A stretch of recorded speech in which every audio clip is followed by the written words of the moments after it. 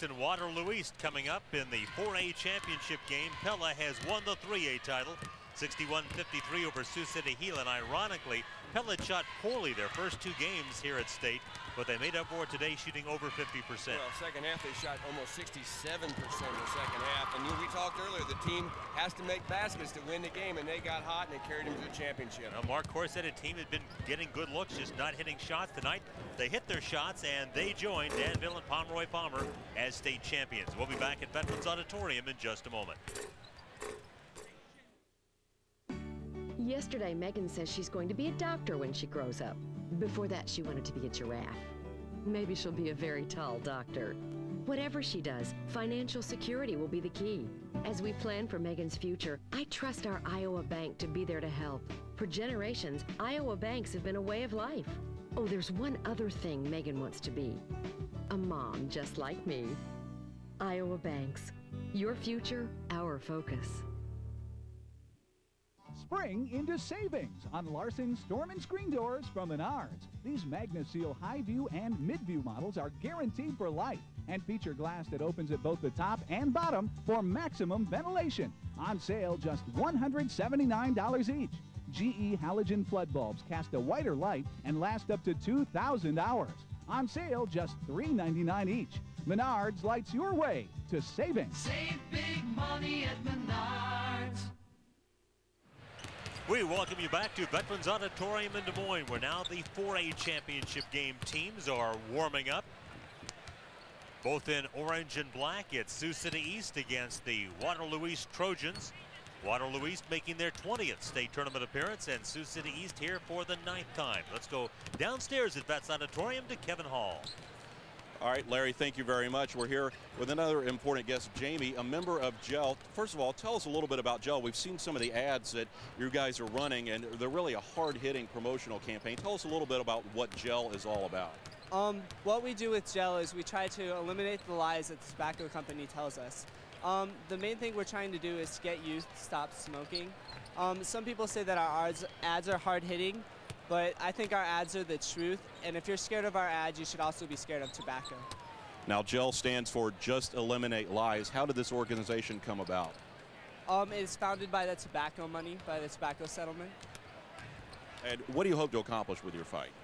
I hope that we can get people to stop smoking cigarettes and help decrease the number of people that smoke and chew tobacco. Now, there's obviously a lot of people who smoke cigarettes, but you guys primarily target Iowa teens. Why the focus on Iowa teenagers? Because we need to start helping our own state before we can help others. Tell us a little bit about some of the dangers of tobacco and why this fight is so important. Well, as well known, tobacco causes cancer. And the main thing that I don't like is secondhand smoke, because I don't think it's right that people should be able to spread toxins to people that don't smoke in public places. What are some of the important things that you can tell teenagers about tobacco? I know there's a lot of peer pressure. Sometimes friends will try to entice their friends into smoking cigarettes. What are some of the advice you have for teenagers who might be offered a cigarette? The main thing is it's just not cool. It's not important. There's so many other things you could do besides harming yourself. And how can someone get involved with GEL if they're interested in getting involved with this organization? You could go to www.geliowa.org and you can get involved there. That's GEL, Just Eliminate Lies. Anything else you want to add? No, thank you. Hey, thanks a lot. That's a member of GEL, Just Eliminate Lies. Larry and Jim, back up to you. All right, Kevin, thank you very much. As you see, the two teams both in orange and black. That's Waterloo East to the basket to your right, Sioux City East to the basket to your left.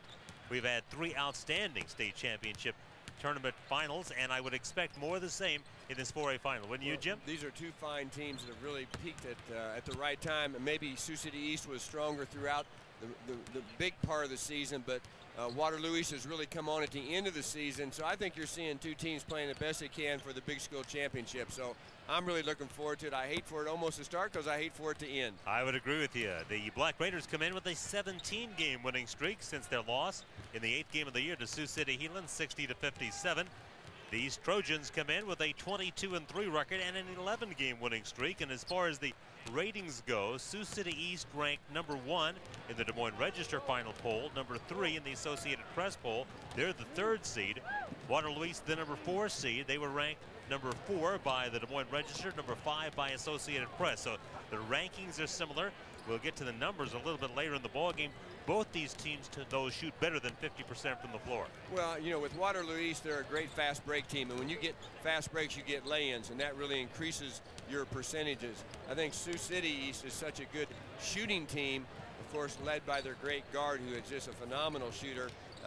And so they're both very good offensively. They take good shots, and when you take good shots, you have a chance to shoot well. And adding just a little more luster to this ball game, we're going to see a player going to UNI and Ben Jacobson, one who a year from now will be going to Iowa State, and Mike Henderson. He's only a junior, but we're going to see a rivalry that begins tonight, continue on the collegiate level in our state. And that's great to see. Both those kids, outstanding players, staying in the state of Iowa, giving us as fans an opportunity not only to see them tonight, but to follow them through their careers. And this is where a lot of people hear about the Iowa players, see them in the state tournament, and then you're excited about seeing how they do in college right here in Iowa. You know, as you look at this state tournament, Jim, 13 games have been decided by 6 points or less.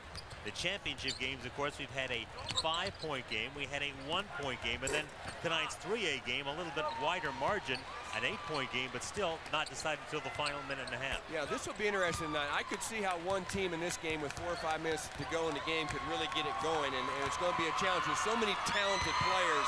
If one team does really start shooting the ball well late, it may be a little difficult. And of course, in the last game, the foul thing was such a factor because of one team only having 1 foul on it and not being able to get to the free throw line. Let's take a closer look at Sioux City East. We mentioned they've got a player headed for the University of Northern Iowa.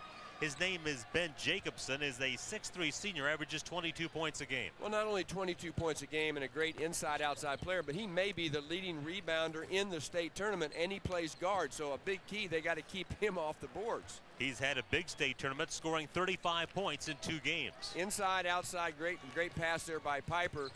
Just doing a great job as a team, and this is a kid that's one of those kind of guys that operates behind the scenes a little bit, but just chips away and is very consistent, and had a big game the other night in helping them win that ball game. He averages right at his number, 11 points, but he's also a superb defensive player. So that's the story for Jeff Vanderloo's team, the Sioux City East Black Raiders, who polished off Ankeny in yesterday's semifinal by a score of 57-43. And now we take a look at the East Trojans from Waterloo, a 22-3 record, finished second in the Mississippi Valley Conference. We mentioned they've lost just 3, avenged 2 of the first 3 losses. Now the question is, what will they do tonight against the team that they bowed to early in the year, 63-60? But remember, in that ball game, they were without Mike Henderson. Now, Waterloo East had a heart stopper to get here. A last-second shot by Iowa City West, not there. The rebound is grabbed by Krishan McGee, and that puts Waterloo East and Steve McGraw in the championship game. That was such a big win because Iowa City West was undefeated, and of course they had defeated East earlier, and I think this really has given this team the momentum that they won. A very close game and a close win. I think they're poised to play outstanding. Here's the Iowa State bound junior, Mike Henderson. Really improved from last year, plays much more under control. He's a big guard at 6'3". He's able to get into the lane and pull up on people, or like he did right there, get into the lane and drop it off to their 3-point shooter, outside shooters. And Jeremy Cook has really stepped up in the state tournament, has had 3 threes at state, had 16 all season, hits 2 there, has really shot the ball with confidence. And maybe because Henderson gets all the headlines, Cook is a little more of an unsung hero. Shouldn't be. He's their leading scorer. Well, not only that, but showing that he made those threes yesterday means he's gained confidence in that shot. He's always been able to shoot the shot, but you don't want to shoot it without a lot of confidence. He's been their most consistent player. You add the 3-point shot now, look out. 4A title game about to begin. We'll be back with the starting lineups after this word from your local station.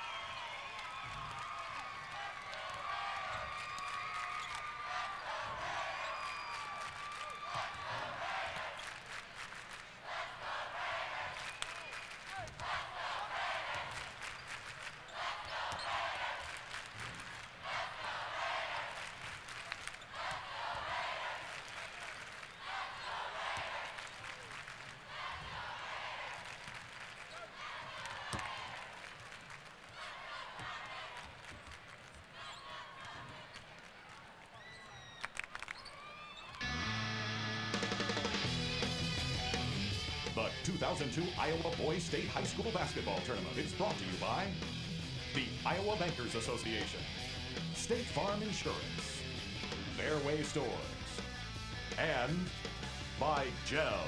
Just eliminate lies.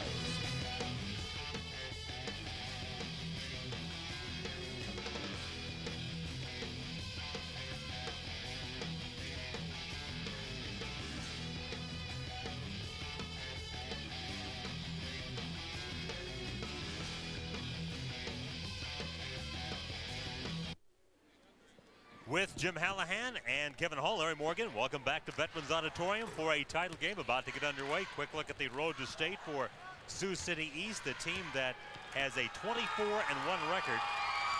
They were able to get here with a 13-point victory over Dowling in the quarterfinals, and in the semis beat Ankeny by a score of 57-43. Yeah, they've actually spread it out a little bit, and that's why I say I think they're playing awfully well now, even though they've been great all year long. That's a pretty good, impressive wins there. And as you saw a moment ago for Waterloo East, a semifinal game that was very tight, came down to the last shot, and they won at 57-56, showing great balance in that ball game because Waterloo East had six players between 7 and 12 points. Well, both teams beat the #1 team in the state when Mason City was #1. They were beaten. And now Waterloo East comes in, handles Wahlert by 10, and then comes back and has a great game against the undefeated West team. Let's meet the players. Here's public address announcer Don Euchre. It's the 4A championship game. The visitors on the scoreboard, Sioux City East, the Black Raiders. They beat Dowling of West Des Moines and Ankeny to win their way into this tournament game.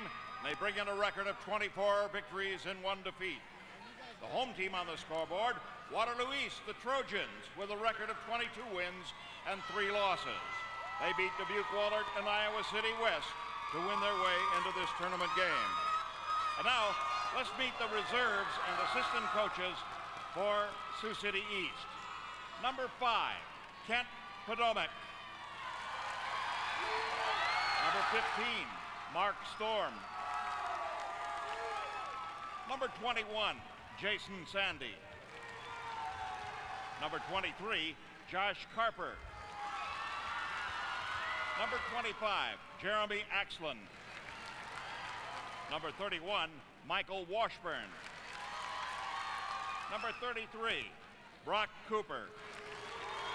Number 41, Josh Fensroy. Number 45, Chris Compton. And number 55, Andy Johnson. And the assistant coaches, Ras Vanderloo, Tim West, and Steve Zedeker. And now for Waterloo East. Number 1, Tremont Thomas. Number 13, Master Urban. Number 15, Brian McCoo. Number 20, Ramon Turner. Number 21, Roderick Bruce.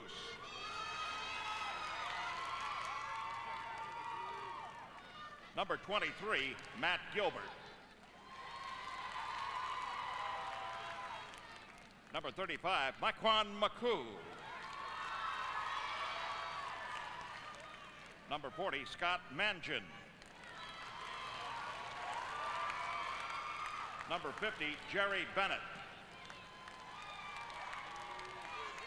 And number 55, Travis Ferguson. And assistant coaches, Brian Jones, Carlos Frazier, and Ed Matlock. And now, here are your starting lineups.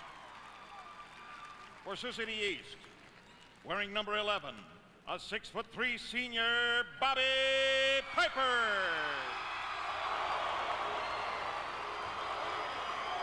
For Waterloo East, wearing number 33, a 6'4" sophomore, Carlton Reed.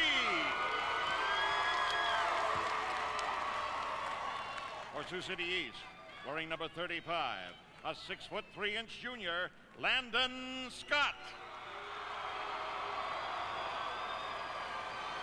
For Waterloo East, wearing number 3, a 6'3" junior, Mylan Moses. For Sioux City East, wearing number 53, a 6'7" senior, Lewis DeYoung. For Waterloo East, wearing number 4, a 6'6" senior, Prayshawn McGee. For Sioux City East, wearing number 3, a 6'1" senior, Jason Keck. For Waterloo East, wearing number 5, a 6'3" junior, Mike Henderson. For Sioux City East, wearing number 13, a 6'3" senior, Ben Jacobson. And for Waterloo East, wearing number 2, a 6'3" junior, Jeremy Cook. Head coach for Sioux City East is Jeff Vanderloo. And the head coach for Waterloo East is Steve McGraw.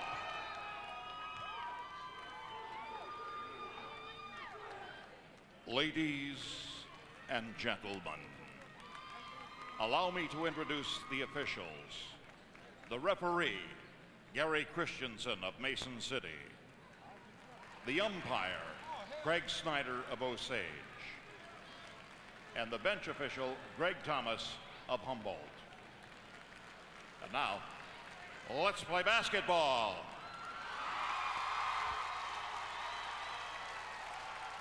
Two teams that last year lost in the quarterfinals. Sioux City East bowing to Urbandale 57-55. Waterloo East losing to the eventual champ Indianola 61-45, but they've gone 2 steps further. Tonight they're in the 4A championship match. Let's take a look at the keys. Well, boy, I think that these teams are just so ready to play. I don't know if this will happen, but defensive pressure, Sioux City has to handle the great pressure of Waterloo East. Stop their fast break. They're a great transition team, and a big game from Jacobson and Scott. They got to watch for that. Waterloo East in the orange, Sioux City East in the black. Stop Jacobson. You got to stop him. He's the guy, but boy, they're a good shooting team. You have to play defense all the way around. Gary Christensen refereeing his 25th state tournament, tosses the ball skyward, and the ball rolls out of bounds on the scramble for the inbounds, and it will be given to the Trojans from Waterloo East. On the inbounds is Carlton Reed, the only sophomore starter. Basically, it's 1 senior in McGee, 3 juniors in Cook, Moses, and Henderson, and the lone sophomore Reed. And it's Cook. Baseline, McGee. And the first rebound of the night grabbed by Sioux City East. Both teams score approximately 70 points a game, although Waterloo East is higher at 77. The lob is taken away by McGee. He was open early, but the pass had led him a little too much and got intercepted by Prayshawn McGee. Cook pulls up for a 3. And the long rebound run down by Jacobson, but then he loses it. And the ball goes back to Waterloo East. 47 seconds have been played, no score in this 4A championship game. The Trojans from Waterloo East, winners of 11 straight, coached by Steve McGraw, the 6th active winningest coach in the state of Iowa. Well, 2-3 zone this time by Sioux City East. I can't just say East. We got too many East out here. I know you can't do that. Yesterday we couldn't say Trojans because they were both Trojans. Then we can't say East. Cook with the rebound. Oh, good passing. A little hard. A little hard on the pass from Moses to Henderson. The turnover gives it back to Sioux City East. There's Steve McGraw, 475 victories. Jeff Vanderloo on the bench for Sioux City East, his 11th year there, 12th year as a head coach in the state of Iowa. Good matchup there. You got Henderson guarding Jacobson. Again, 2 guys who will meet down the road in college since they're both headed for schools in the state. Turnovers hurting both teams early. On the breakout, here comes Jeremy Cook. Great outlet pass by McGee. Almost got him a layup. Threw it like a bullet. Cook tries to get the ball inside to McGee. It's knocked out, and the game's first foul is spotted as well.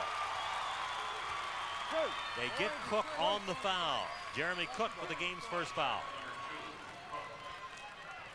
Still scoreless, 6:23 remains in the first quarter. Sioux City East has not yet to take a shot because of a couple of turnovers on their first two possessions. Jacobson and Henderson, as Jim told you, there's an outstanding matchup.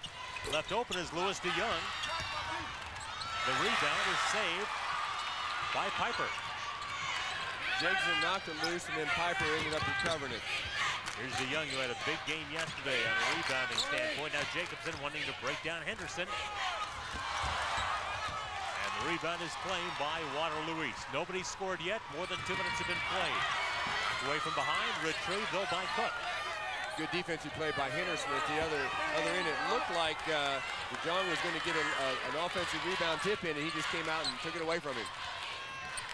Moses with the ball in the left corner. Here's McGee in deep. The lone senior double team, missed the shot. With the rebound is Jason Kett.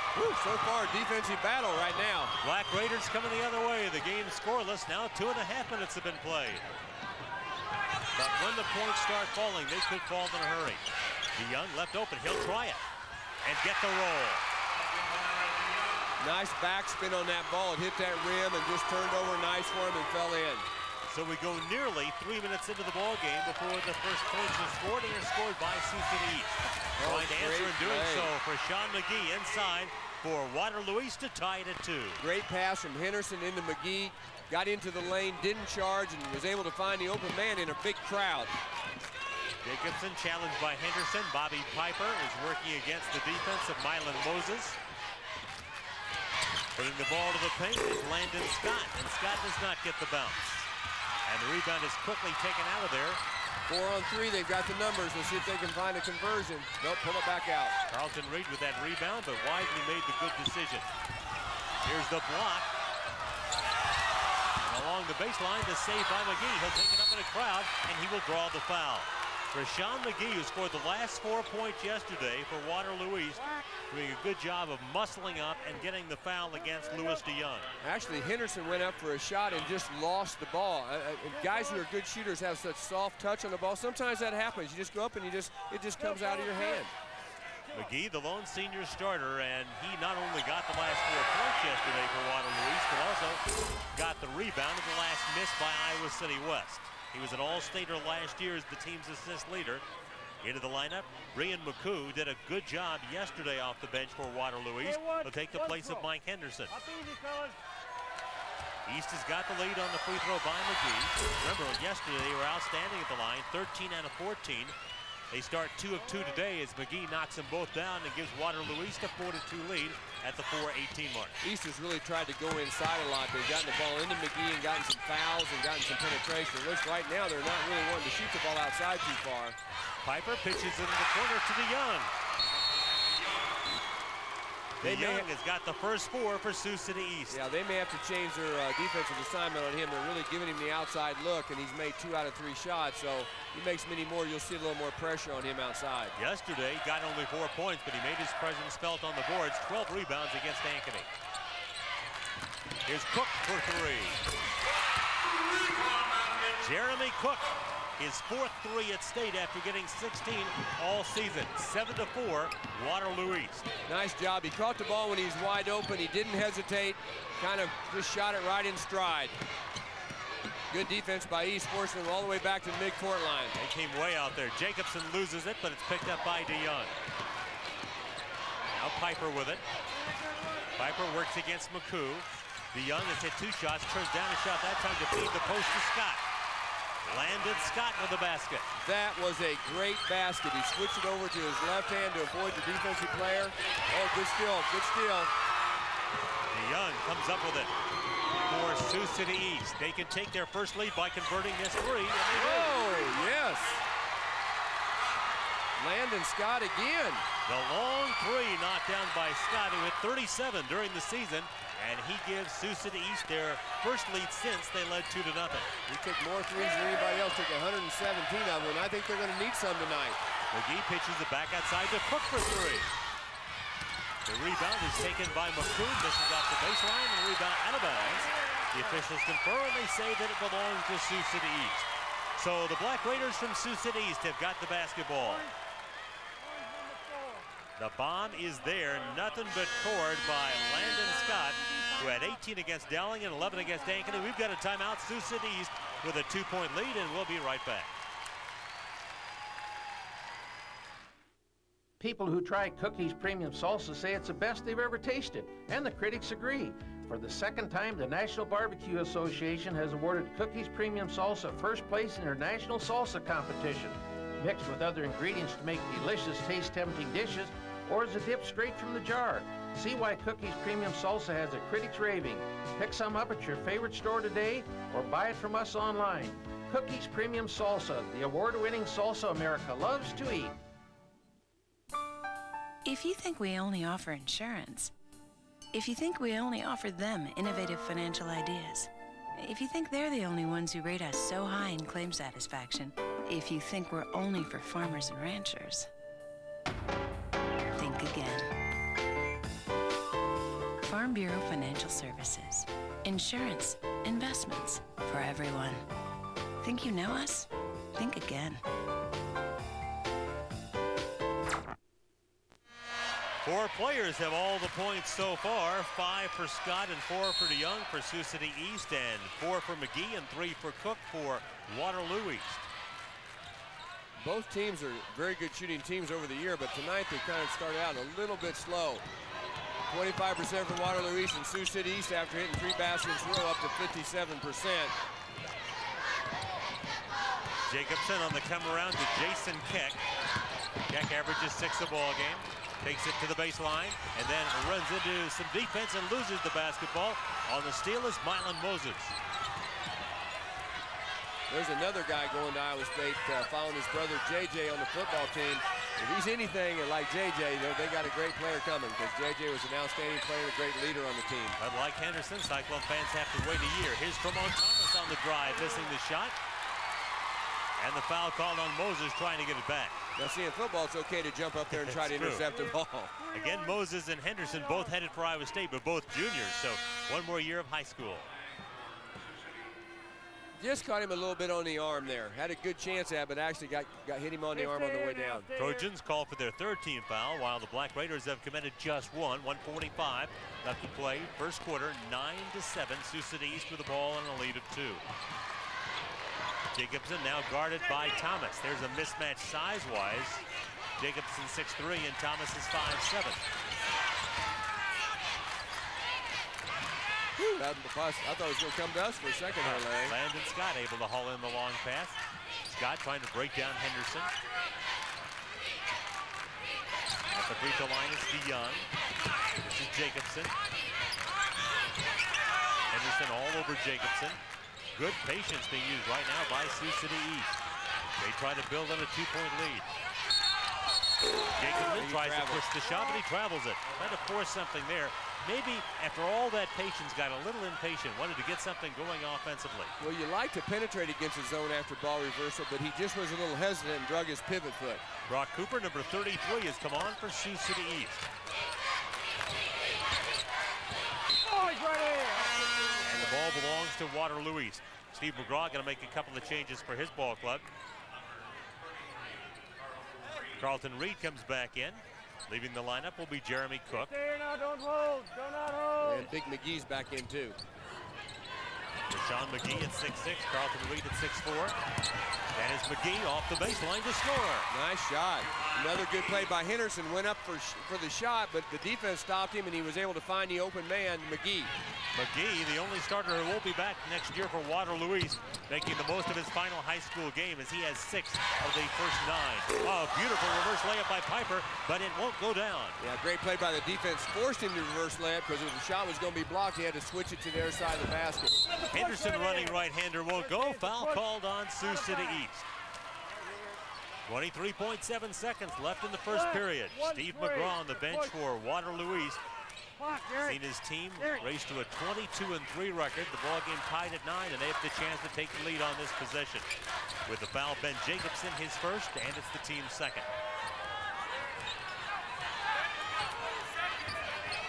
Will the Trojans play for the last shot of the period? It looks like they will. Thomas, the 5'10", rather 5'7" junior point guard, finds Henderson. He'll pull up at 7 and score a 3. Well, he's been great tonight. Very unselfish, getting the ball to all the other people, and then finally he gets the open shot and knocks down the 3. The shot by Jacobson to tie at the corner won't work, and that's the end of the first quarter with the score. Waterloo East 12 and Sioux City East 9. We'll be back at Veterans Auditorium in just a moment.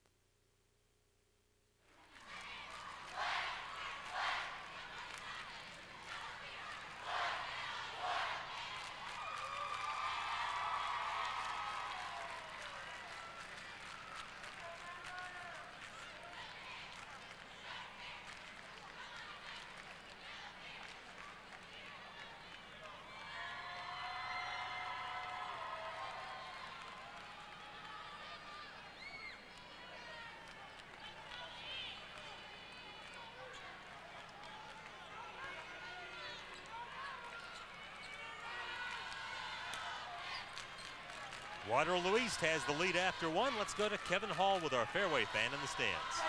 All right, our Fairway fan in the stands. We're here in the Sioux City East cheering section. This guy's name's Mike Henderson, not to be confused with Waterloo East player Mike Henderson. Mike's got a toga on. Tell us a little bit about this outfit. Well, you see, actually, yesterday we played on the Ides of March, so we figured if they killed Caesar, we can kill them. It works, okay? All right, Mike Henderson, our Fairway fan in the stands. Mike, Larry and Jim, back to you. Hey, the history teacher, Waterloo East, got to be proud they knew it was the Ides of March. I'd forgotten about that myself. Well, I know St. Patty's Day is coming up. The Irish in me knew that. I figured you know that. I want to wish my mother happy St. Patrick's Day. She's 82 years old. Oh, that's great. We wish her the same. Sioux City East dressed in black with the basketball, down by 3. The second period begins, but it's tied up on the 3 by Landon Scott. He is ready tonight. He has been outstanding in this first quarter. Now leading to the second. That's a big shot for them.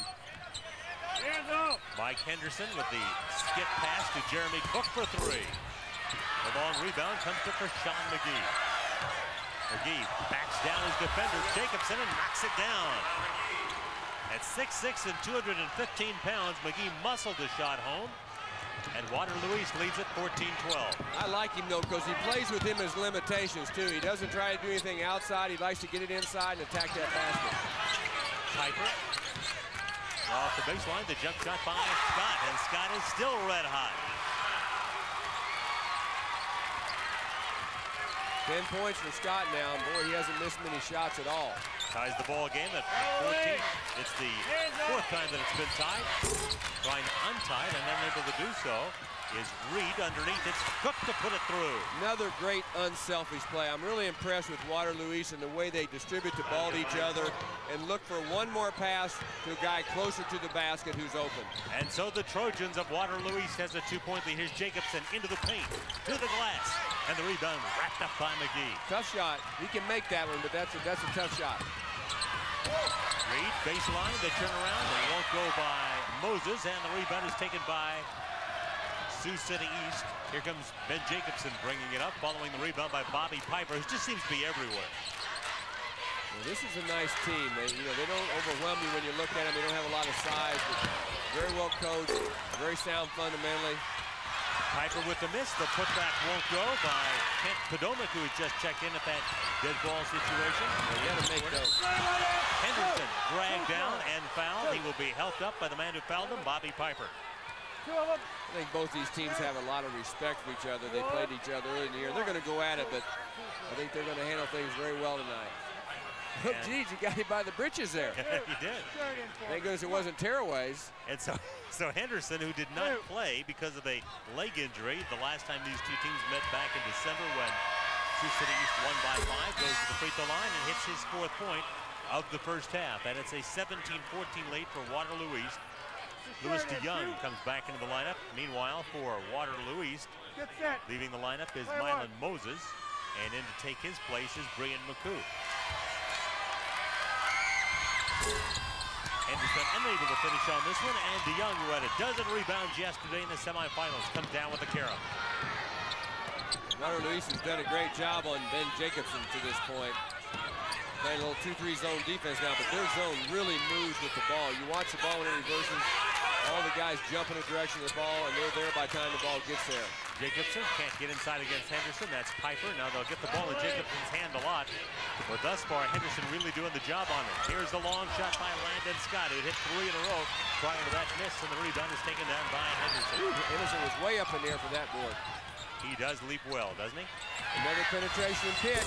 Reed on the miss. The rebound by Cook, or the rebound foul by Cook, and he climbs the back. You could see that coming about 10 feet away. Yeah, you could. He was running in there, and the gate was closed. He was going to try to get over there anyway, and he picks up his second foul. Team fouls now. That is the 4th against Waterloo East. Sioux City East with 3. There is Jeff Vanderloo on the bench and Steve McGraw on the bench for Waterloo East. You want your guys to be aggressive on the boards, but they have to have a sense if there's someone blocking them out or in front of them. Keck fouled in the backcourt by Pomone Thomas. Thomas, an outstanding defensive player, moves his feet well, has great quickness, but that time got caught a little behind and is called for the foul. Piper to inbound.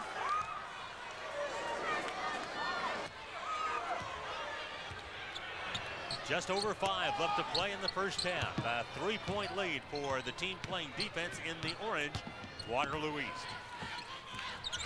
Nice pitch on the baseline to Piper, and Piper is fouled. That time, Jason Keck tried to go. They're going to call a foul instead, I believe, on Jason Keck. Kind of pushed off to clear some space. Yeah, I didn't see that. I was watching the block shot at the end of that. Well, he saw McGee come up to take the charge. And for Keck, that's his first foul. So Waterloo East with a 3-point lead in the ball at the 4:45 mark in the second period. Henderson on the baseline, and then gets it right back. Sioux City East, yeah, in a tight zone right now, trying to start that outside shot. They did a good job there. They got the outside shot. They had the box inside for them so they could get the rebound. Jacobson rebounds the miss by Reed. Jacobson into the paint, to the basket. And a foul called on the rebound effort, and it's going to go against Sioux City East. No, excuse me, against Waterloo East. If you said East, you'd have had it made on that one. That's right, as Mike Henderson commits his first personal foul. It's the 6th called on the Trojans from Waterloo East, so in the next one, Sioux City East in the moment. Inbound speed comes to DeYoung, and there is foul number 7 called from behind on Brian McCoo. Nice out of bounds play. Piper did a good job looking away from where he was going to throw the ball. And that is the 7th team foul, so now free throws to be shot by Lewis DeYoung, a 6'7" senior. Had a good state tournament, 8 points, 4 rebounds against Dowling, and yesterday in the semifinals, a dozen boards and 4 points against Denton. His average on the season is 7. He looks for his 5th point of the first half. Pretty close on the turnovers. 4 turnovers for Sioux City East and 3 for Waterloo. Rebounds real close, 8 for Sioux City East and 9 for Waterloo. So look at the score, 17-15, everything matches up. Moses replaces McCoo for Waterloo East. Young's free throw makes it a 1-point game. Waterloo East with the lead at 17-16. Midway through period number 2.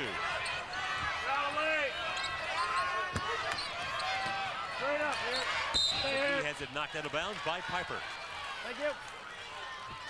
Orange your ball. Big guy straight up inside. Pomone Thomas will inbound. Stay here, partner. Henderson, Moses, Reed, and McGee, the rest of the players on the floor for Waterloo East. Inside 4 minutes, second period, a 1-point lead for Waterloo East. McGee finds the open man. Look how quickly they move it around against the zone. Henderson misses the bomb outside. Got the rebound, fell to the floor. DeYoung picks it up. I think Piper kept it alive and kind of used it like a bowling ball. Landon Scott moves it on the baseline. Now back to Jacobson. Henderson's really done a job on Jacobson so far. He averages 22. He's been held scoreless. The lob for DeYoung right there. Nice play. He caught the ball and brought it came back down rather than trying to catch it and put it all in one motion, but he kept the ball high when he caught it, never brought it down toward his waist. Good job by DeYoung that time. Nice pass, too. Sioux City East regains the lead. First time they have led in the second quarter. Off the baseline, it's McGee. The offensive rebound by Henderson, and he gets fouled. Bobby Piper whistled for the foul. That will be his second foul for Sioux City East. You can see Sioux City East only extends their defense out when the ball goes to the perimeter. Then the other four guys are almost packed in the lane. That way it gives them a better chance to rebound the basketball. I guess they're concerned about it getting inside to the big guy, McGee. Henderson's free throw is good. That gives him 5 points, and it ties the ball game at 18. Jeremy Cook comes back on for Sean McGee will leave. Also checking out will be Carlton Reed, and Brayden McCoo comes in to take his place. 4 junior starters. I see they got a couple big sophomores on the bench, 6'5", 215, and they're going to have some big kids next year. They kept it alive. Nice job. Kept it alive, and finally it went down. I believe that was Cook. It was Jeremy Cook, or make it McCoo who got the tip. What they're doing to Jacobson out there is they're extending their 2 guards. Oh, nice cut inside. And finishing is Landon Scott, his 12th point of the first half, a game that's tied at 20. Waterloo East is playing like man-to-man way out high on Jacobson. Then when he gives it up, they drop back into a 2-3 zone, but they're really preventing him from having any scoring opportunities. Jeremy Cook knocks down the 3, 23-20. Waterloo East with the lead. Perhaps a slow first quarter offensively. You look at the rebound totals, and Waterloo East with the +3 advantage. But the pace has really picked up in the second period. There's DeYoung against the triple team, losing the ball. Tremaine Thomas pushes the break. From behind, knocked away by Keck. Keck tried to save it, tried to get the timeout, couldn't do it. And the ball will belong to Waterloo East. You'd have to have a little more hang time on that. We've got a timeout with Waterloo East leading Sioux City East 23-20. We'll return to bets in just a moment.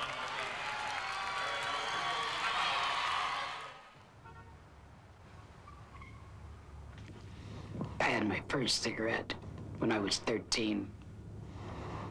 When I found out how bad it was, I tried to quit. But I couldn't.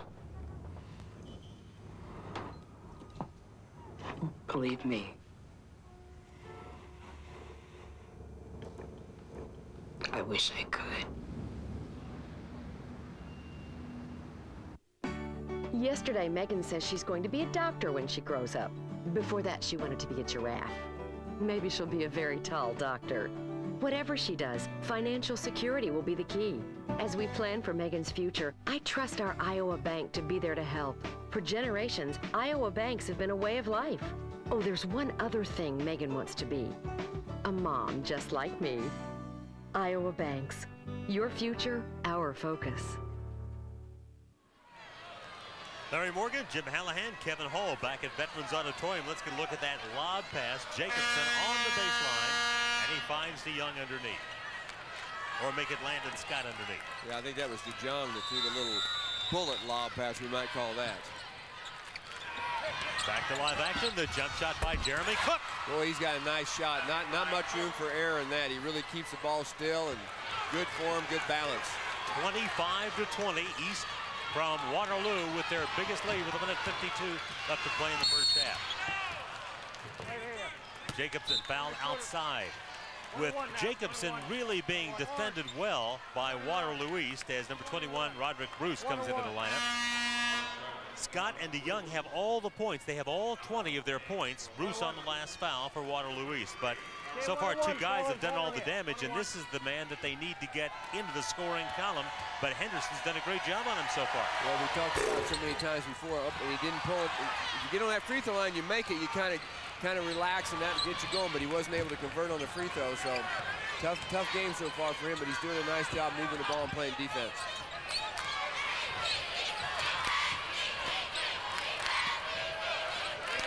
McGee finds Reed. Reed looks for McCoo. The ball knocked away. It's loose, and it's picked up by Keck.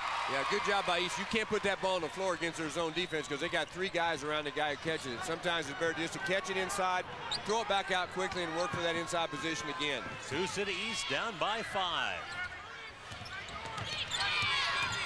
Jacobson double team and draws the foul against Cook. Jeremy Cook with his third foul. That'll be 3. You know, normally you'd worry about that, but they have so much balance. They'll bring someone in here and probably do fine. Well, Cook out the final minute 9 of the half. Mylan Moses comes back in to take his place. Moses is a 6'3" junior. As we mentioned, from one of the great athletic families in the state of Iowa with JJ and Dad Jerry.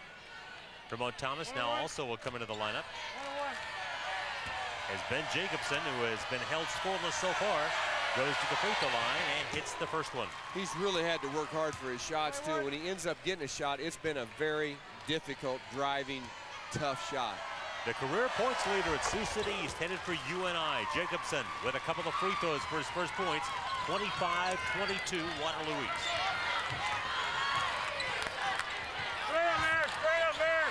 We'll have to have a statistician check on that first game and see how Jacobson did the first time against Waterloo East. To the baseline comes Reed. Reed loses the basketball, picked out of the air by Jacobson after the block by DeYoung. And deep comes Jacobson. Charge, he sure did. Great play by the little guy. Tremont Thomas steps in and gets a charge. That's a big play. Jacobson with his second foul. That reminds me a lot of Kurt Heinrich and some of the problems he had sometimes when he get driving too hard and somebody step in front of him like that. And boy, what a great player he's become at Kansas, and they need him to be healthy here very quickly. Right, hurt an ankle in the first NCAA game by the Jayhawks.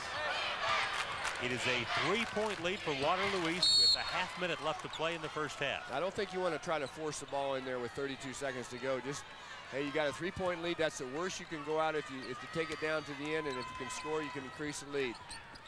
Thomas plays it into McGee. He'll take it right to the rack and doesn't get the roll.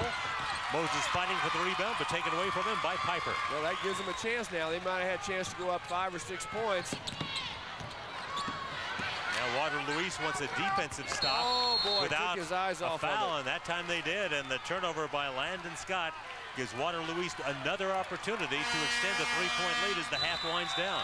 You coach kids, you always say, catch the ball with your eyes. And what that means is look the ball into your hands with your eyes and don't look at the basket before you catch it. And that's exactly what he did, and the ball went through his hands. Ramon Turner, number 20, comes on for Waterloo East for the final 15 seconds of the first half. They lead by 3, the steal, the takeaway, the drive by Young, the finish by Landon Scott. Scott with his 14th point. It's a 1-point ball game. At the other end, Moses wants to answer and almost does. And that's the end of the first half with a score. Waterloo East 25 and Sioux City East 24. We'll be back at Veterans Auditorium in just a moment.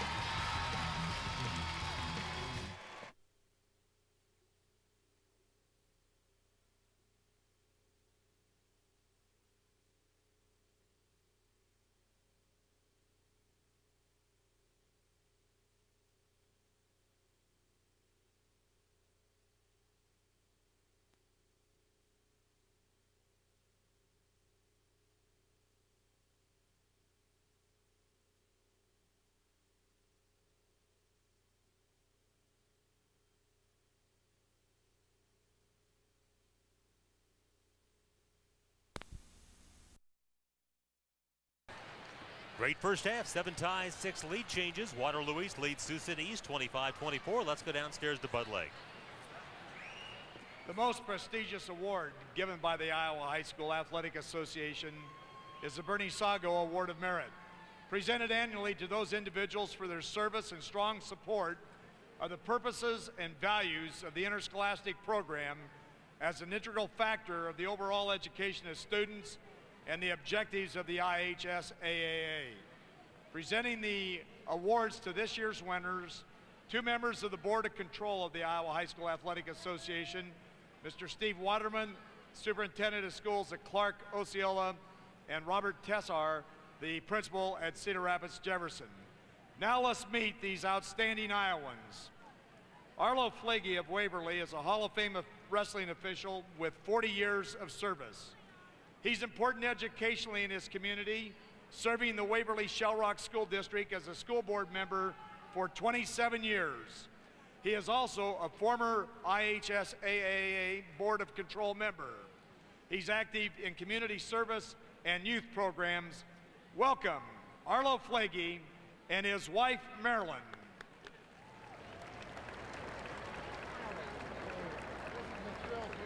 Well, congratulations, partner. Thank you, thank you. Dr. Phil Hintz has 33 years of experience as a school administrator at Earlham, Ballard, Spencer, Forest City, and for the last 14 years as superintendent of schools at Newton. He is also a former IHSAA Board of Control member and a past president of the School Administrators of Iowa. In 1997, he was named Iowa Superintendent of the Year. Welcome, Dr. Phil Hintz and his wife, Jan.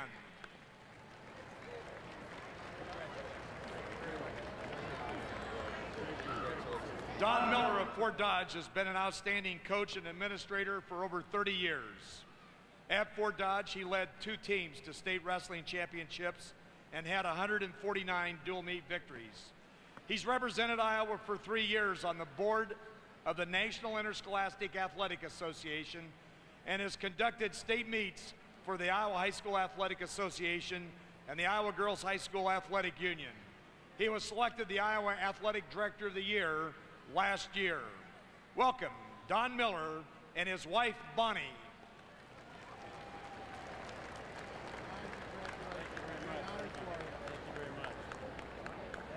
Jerry Stillwell has a 40-year career in education, and it includes 38 years of service in the Des Moines Public Schools as a teacher and administrator.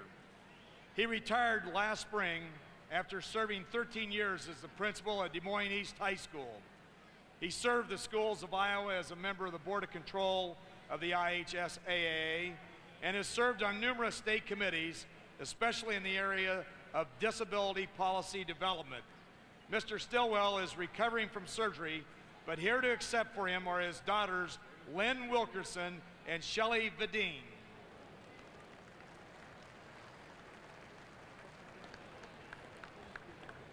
Ladies and gentlemen, once again, your 2002 Bernie Sago Award of Merit winners.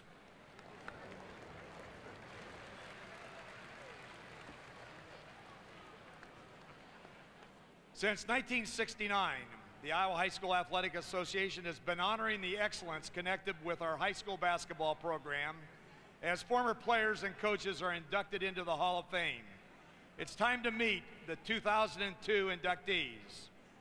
After playing for Sioux Center's 1955 state tournament team, this coach guided 7 teams to the state tournament after taking over the Maple Valley and Maple Valley Anthenoto program in 1972. His teams at MVAO won 73% of its contests during his 29 years there. Led by his son Todd, a member of the Players Hall of Fame, his 1981 team took second. He had 2 other teams finish among the top 4. His 2001 team qualified in his final season as a coach. His 512 wins ranks him 15th among all-time Iowa coaches. Welcome to the Hall of Fame, Coach Alden Birkenpass and his wife, Joyce.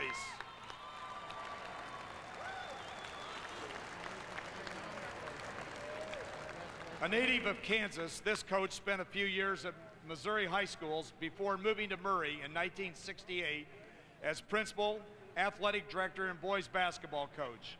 He guided the Mustangs for 33 seasons before retiring last year.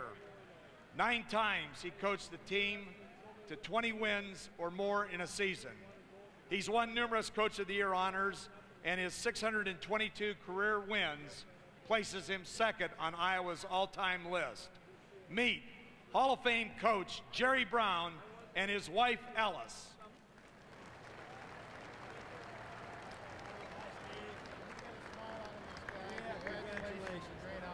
Two weeks after last year's tournament, this Hall of Fame coach unexpectedly passed away. Only a handful of coaches have directed 3 different schools to the state tournament, and he was one. He brought Bettendorf, Prairie Cedar Rapids, and Iowa City City High to the tournament a total of 6 times.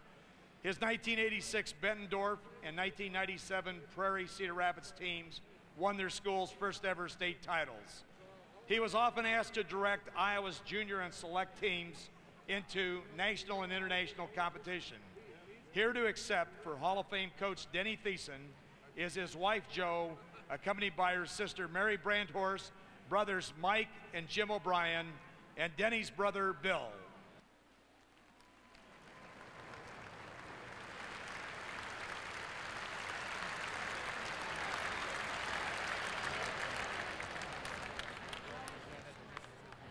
This individual led Valley West Des Moines to a 23-1 season and second in the Class 3A tournament in 1984.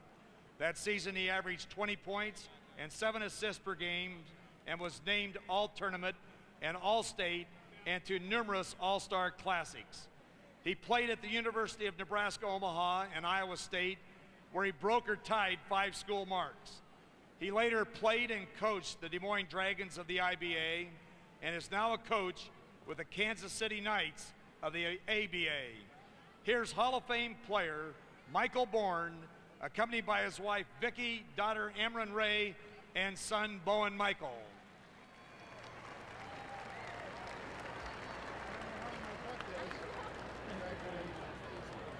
As a 3-year starter, he helped Cedar Rapids Kennedy to the state tournament for the first time ever in 1971, then led the return trip in 1972 when the Cougars won it all, and he scored 30 points in the championship game. His senior year, he averaged 18.5 points per game while distributing 132 assists. He was a 2-time All-State selection and went on to play 4 years at Coe College, where he played in 4 national tournaments. Now Vice President for Kenwood Record Management in Cedar Rapids, welcome to the Hall of Fame, Kevin Kiley and his wife, Janice.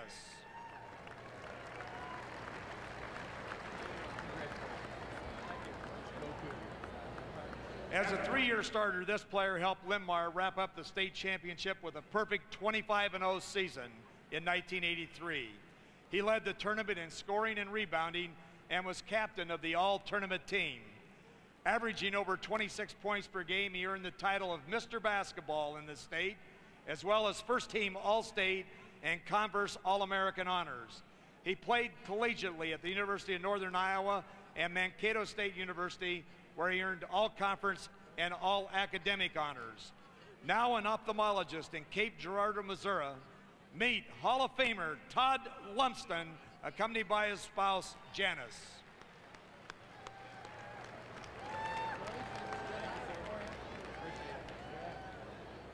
As a senior, this Hall of Famer led a balanced Roland Story team to an unbeaten season and the 1977 state championship, scoring 37 points in that title game. He was named captain of the all-tournament team and later all-state for the 2nd time. In an outstanding career, he started 64 straight games, scored in double figures in 62 of them, including 47 straight, and he averaged nearly 20 points a game in every high school game he played.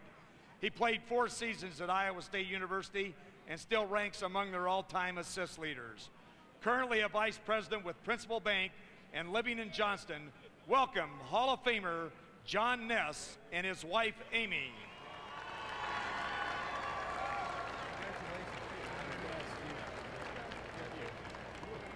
This Hall of Fame inductee led the 1985 tourney in scoring and rebounding and helped Nashua win the 1A championship.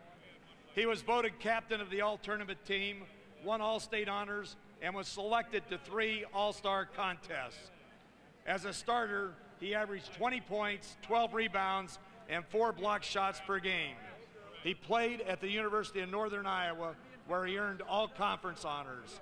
Following, he played 10 years internationally and in the CBA. Now a manager at Shields Sporting Goods in Cedar Falls and residing in Nashua, meet Hall of Fame member Steve Fife, accompanied by his wife Lisa.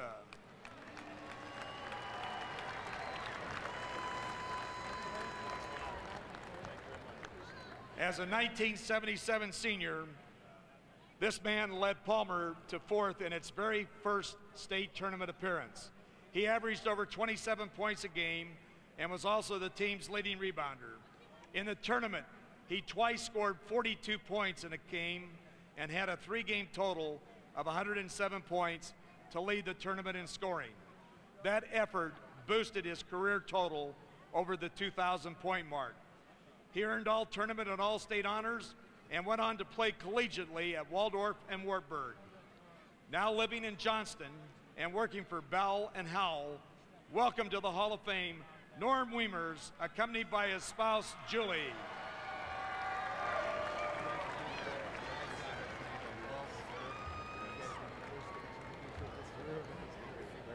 Ladies and gentlemen, your 2002 Hall of Fame inductees.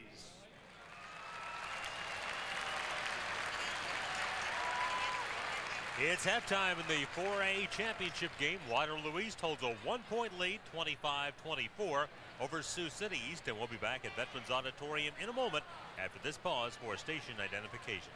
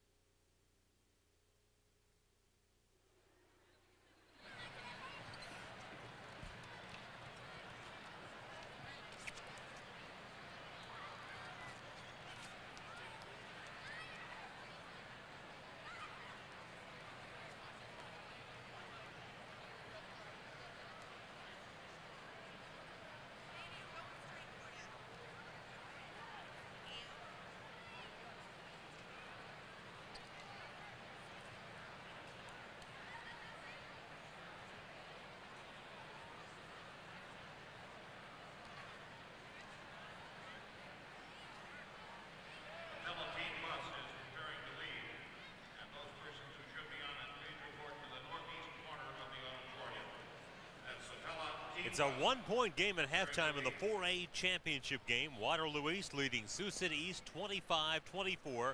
Earlier tonight, Pella claimed their first ever 3A title with a 61-53 victory over Sioux City Heelan. Now let's take it downstairs to Kevin Hall. All right, thanks a lot, Larry. I'm here with a very special guest, the longtime executive director of the Iowa High School Athletic Association, Mr. Bernie Sago. And Bernie, you've seen a lot of these tournaments, but have you ever seen one that had so many close games like this year's has? Never. Somebody told me earlier today that 28 games, we've had 25 of them would settle in the last minute, so that's about as close as they can get. And just a phenomenal effort by all the teams here. This is so much fun to see these kids come out here and just give so much effort. They put a lot of effort in, and their crowd's giving them a lot of help, too. Tonight it's great to listen to this crowd, get back at their kids. The Sioux City crowds are cheering for both teams, and I guess that's what high school athletics is all about. Now, I know it takes an awful lot of effort to put on a tournament like this, and you guys just had the wrestling tournament just a couple of weeks ago. How much effort and time does it take to put on events like this? Oh, we're used to it, and we have a lot of good people, and that makes a difference. And now, you guys don't just promote athletics. You like to see students involved in all sorts of activities. Tell us a little bit about that. Well, we've always had the theory that athletics is great, but it's no greater than music, speech, debate, any club activity. It's a benefit for the kid. That's all it's about. Not all are in athletics, and it makes them just as many values for those youngsters as those in athletics. We also believe in wellness for kids. We have a full-time wellness director. We believe in going out and telling youngsters about substance abuse. We have a full-time substance abuse director. So we're in a lot of things other than just athletics. The tournaments are kind of the easy part, to be honest with you. You know, and it really seems like that the busier the high school kids are, the more involved they are in athletics or other activities, the less trouble they get in, and the better their grades are, really. Well, there's no doubt about it. The youngsters involved in activities have higher grades than those youngsters who are not in activities. And there is a statistic that's accurate. From 3:30 in the afternoon until 6 o'clock at night, more crime takes place the other time during the day. So kids want to belong to gangs. Gangs of marching band, gangs of football, and if you don't give them that gang to belong to, they're going to find something maybe we're not too proud of, the kind of gangs that maybe do some things we're not interested in. We've seen some great games tonight, great 3A championship game, and right now a very close game in the 4A championship game, but last night, what an incredible effort by the Class 1A and 2A team. Unbelievable. You could just tell that boy wanted the ball, and he got it, and he hit her. We had a microphone in the huddle there with about a minute and a half left. They're down 7. He's telling his team, don't give up, and boy, they sure did. He's a gamer. All those kids were gamers. I did feel sorry last night. First time in 50 years, I know kids should feel bad when they lose, and I once in a while shed a few tears. But last night, that one game, it was devastating to the team that lost, and maybe that was a little too much hurt, but they'll be better men for it. It was a great effort, however, by Garner Hayfield last night. Bernie, thanks for a great tournament. Thank you. That's Bernie Sago, the executive director of the Iowa High School Athletic Association. Larry and Jim, back up to you. Well, Kevin, he's smiling, and with good reason. It has been a great tournament, and there's still 16 minutes at least of action to play. A 1-point game in the 4A title game. Waterloo East holds the lead. We'll be back with the start of the second half in just a moment. Fairway Stores is proud to be a sponsor of the 2002 Boys High School Basketball Tournament. When you shop one of the Fairway stores across Iowa, you will find a full-service meat department, plus an excellent produce department with farm fresh fruits and vegetables. Look for these specially priced products. Dr. Pepper and 7-Up half-liter 6-packs, 5 for $11. Doritos, 2 for $5. Hot tamales, 88 cents. Girly's salted and shell peanuts, 88 cents. Jolly Time popcorn, specially priced. Fairway, Iowa's most economical food store. My name is Kurt Ward. I started smoking when I was 15. Not gonna say that I don't like smoking, but I can quit if I wanted to. I'm not addicted. No way. And this is because of lung cancer. That's what they say, but I could quit tomorrow if I wanted to. That's just the bottom line. I could quit whenever I want. I'm on the wait list for lung transplant. I just take this thing and put it right down. I can quit tomorrow if I want to. Easy. I've been saying I can quit tomorrow for 25 years.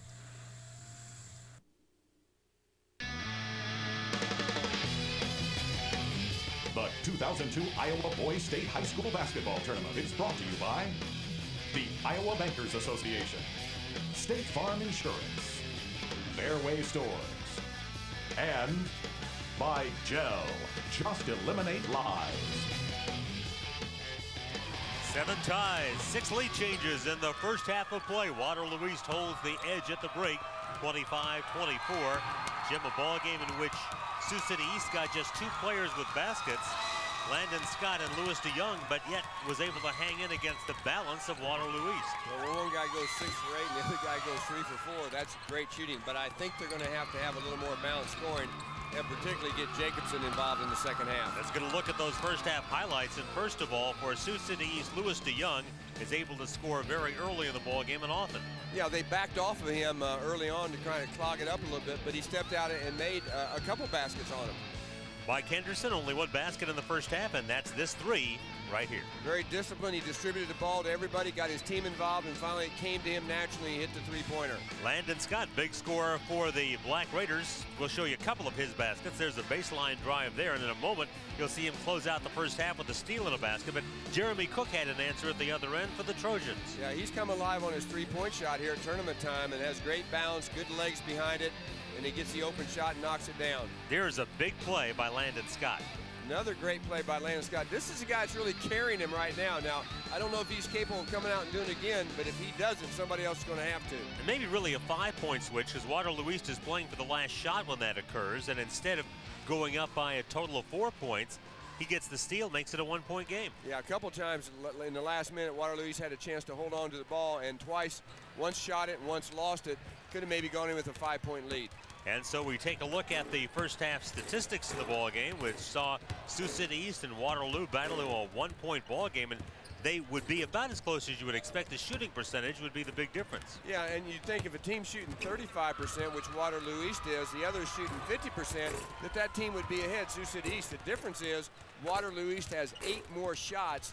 They have 26 shot attempts to Sioux City East's 18. Other than that, the statistics are pretty even. And so as we get ready to start the second half, one thing that Sioux City East they want to do is get Ben Jacobson some baskets. He comes in averaging 22. He just killed Waterloo East last time they played. Yeah, he had 31 points and 12 rebounds in the earlier win. Of course, Mike Henderson, as you mentioned earlier, did not play in that game. So I'm sure the game plan was to stop him, but I also think if they thought they held him to 2 points, they'd be winning by more than 1 point at halftime. And so when they met in December, it was Sioux City East prevailing 65-60. Steve McGraw made a comment that interested some people yesterday when he said, you know, I knew that our team would go in and lose that ball game because we were inexperienced. He said, but it would take the pressure of us if we lost that ball game for not being number one, because I have a young ball club made up of all juniors and one senior. And he said down the road he thought that would help them. Well, maybe it's worked out that way. Yeah, he's exactly right. Now, if they're able to pull this win off tonight, then they won't mind being number one next year with all those kids being seniors. There's a man with a lot of victories. Steve McGraw, 475 wins. That's the 24th all-time best in the state of Iowa. And among active coaches, he is number 6. His team will have the ball to begin the second half. A family affair on the Sioux City East bench. Jeff Vanderloo's dad, Rick, now the activities director at the school, used to be the head basketball coach. His brother Raz is on his staff. We're set for the final 16 minutes and maybe more. Tremaine Thomas, who did not start the ball game, does start the second half at the point for Waterloo East. Is McGee on the follow, and he gets fouled by Jacobson. Ben Jacobson with his 3rd foul here in the opening seconds of the 3rd period. Jacobson had the inside position but didn't really clear out enough space, and McGee was able to go straight up, reach over the top of him, and get the rebound without fouling. And so McGee, who has had an outstanding semifinal against Iowa City West and so far an outstanding final against Sioux City East, hits his 9th point of the ball game. He also had 6 rebounds in the first half. I'm impressed by the whole team. Great composure on their team. The takeaway in deep by Mylan Moses. Good defense that time by Sioux City East. It looked like he was going to get a rebound basket, and the shot got blocked. And so again, Thomas will inbound. Thomas guns it way out front to McGee. Henderson, Reed, Thomas, McGee, and Moses on the floor right now for Waterloo East. The pull-up won't go by Reed, and the rebound is taken by Sioux City East as they trail by 2. Jacobson still looking for his first basket. Henderson had him in the first half. Thomas has it here in the early moments of the second half. Man-to-man defense now by Waterloo East. I'll tell you, they really cover well in their defense. You might wonder why did Jeremy Cook not start the second half. That's because he's got 3 fouls. That barely rippled the net as Lewis DeYoung knocks down the shot to tie the score at 26. The net barely moved. Well, McGee backed all the way in to help out with Tremont Thomas against Jacobson and allowed him to make that shot. Henderson hits this shot and gives Waterloo East the lead at 28-26. Just inside the 3-point line. I think Steve McGraw might have been saying, I think that should have been 3, and the official scorer now has been informed by the official. I thought I saw him hold up 2 fingers. I thought I saw him to hold up 2. So and he confirmed that it was a 2, not a 3. I thought he had to foul call on Henderson, who's really done a magnificent job against the high-scoring Ben Jacobson to hold him without a basket for a half. Well, it's been a team effort. Sometimes Henderson's on him, sometimes Tremont Thomas. I think what they're going to have to do is get him down inside where he is right now and give him a chance to operate. Tough shot. Yeah, well, tough shot. He had to do it over McGee that time, though. I think that's what they're going to have to do to have him get some success offensively. Well, despite the fact that he doesn't have a basket, he being Jacobson, their leading scorer. They're within 2. The 3 by Henderson. The rebound, McGee has it for a moment, and a push is spotted. And it will go against Waterloo East. Again, look at his right sneaker. Looks like he's got, I think, on the that's paint. Close. It is close. Glad that's not the Olympic long jump. Maybe there was a toenail at least. Right. On the 3-point line, and so is ruled a 2. He'll order a half a size smaller shoe next year, and it'd be a 3-pointer. You got it. Good camera work by our group to capture that one for you and let you know that it was a pretty good call. They're good. They're good. They're good camera people, boy. Right on the ball. That they are. Black Raiders looking for the tie on the shot by Landon Scott, and the rebound taken down by Sioux City. Henderson all the way to the paint, and he is fouled. Put on the afterburners. Jason Keck with his 2nd foul. Tried to get in front, tried to slow down the very quick Mike Henderson. Yeah, he just didn't have the defensive position. That can't be a charge. You got to get set, and he was never set. He was just trying to chase him down until last minute stepped in front of him on the move. A lot of guys won't be able to get in front of Mike Henderson, will they, with his blinding Not when speed. he turned on that second jet right there. He picked it up a little bit.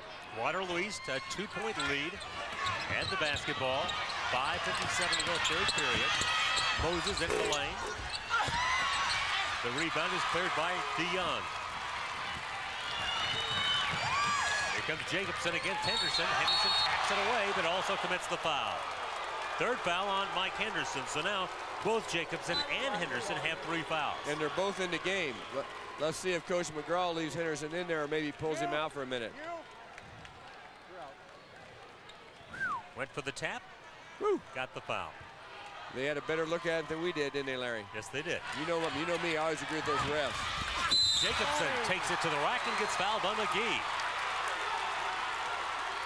So as you suggested they might, Sioux City East trying to get the ball to Jacobson in the paint. Had a little defensive breakdown that time, and McGee had to come over and help out and caused him a foul. So Ben Jacobson is a 77% free throw shooter and a 1,000-point-plus scorer, a career scoring leader at Sioux City East, knocks down the free throw. That's McGee's 3rd foul, so, you know, maybe Jacobson can get it going by getting their players in foul trouble, getting them out of the game, loosen up the defense and get it going, but he's going to have to get a lot done from the free throw line tonight, I believe. Next free throw is good as well by Jacobson. His points have come from the line. He's got 4, and he ties the ball game at 28. Game tied up for the 9th time. What's unbelievable is he can have only 4 points, and it's a tie ball game with 5 minutes to go and 5:30 to go in the 3rd quarter. It really is. Tribute to his team. Cook with 3 fouls has come back into the lineup. Ball. Black, orange your ball right here. 3 black. Orange Jason your ball Keck right here. has his 3rd foul for Sioux City East. So now Keck and Jacobson, 3 fouls apiece for Sioux City East. And some concern on the bench for the Black Raiders of Coach Jeff Vanderloo. Pass comes way out front to Carlton Reed, who had 21 points in the quarterfinals against Dubuque Waller. He is 6'4", 160. He has a couple of brothers who played for Steve McGraw that grew to 6'6". They feel if he adds a couple inches, he's going to definitely be a Division I prospect, and Carlton Reed scores right there, his first basket of this ball game. Very quick, very quick. Give him the ball on the free throw line, he just explodes to the basket. 3 minutes into the 3rd quarter, 5 minutes left in it. 30-28, Waterloo East by a bucket. DeYoung at the high post. Landon Scott makes the catch on the left wing. Needs to pull up. Jacobson does pull up and nails it. First jumper of the game. 30 all, 4:42 to go in the 3rd.